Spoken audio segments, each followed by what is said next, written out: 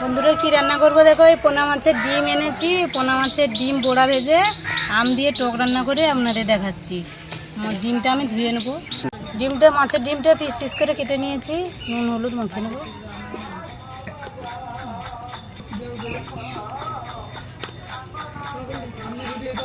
কড়া গরম হয়ে গেছে, কড়ার মধ্যে তেল দিয়ে দেবো। মাছের ডিমগুলো ভেজে নেবো।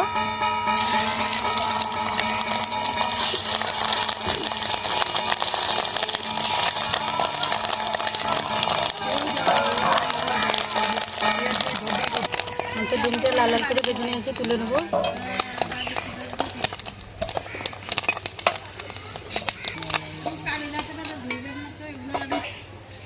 আর একটু তেল দিয়ে দেবো,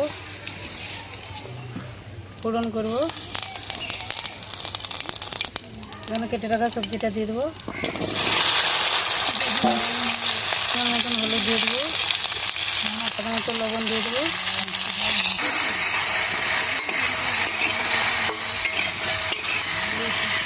আমটা দিয়ে দেবো।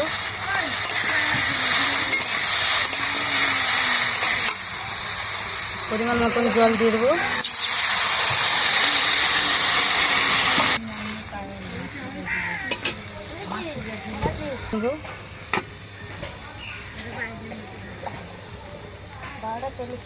টকটা ফুটছে নাকি দেখে নেবো। ফুটে গেছে, ভেজে রাখা মাছের ডিমটা দিয়ে দেবো।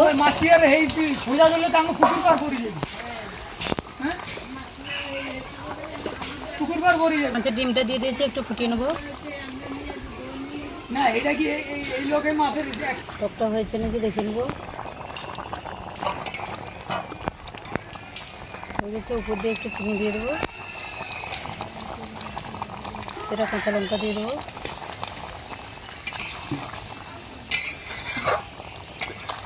ঢেলে দেবো।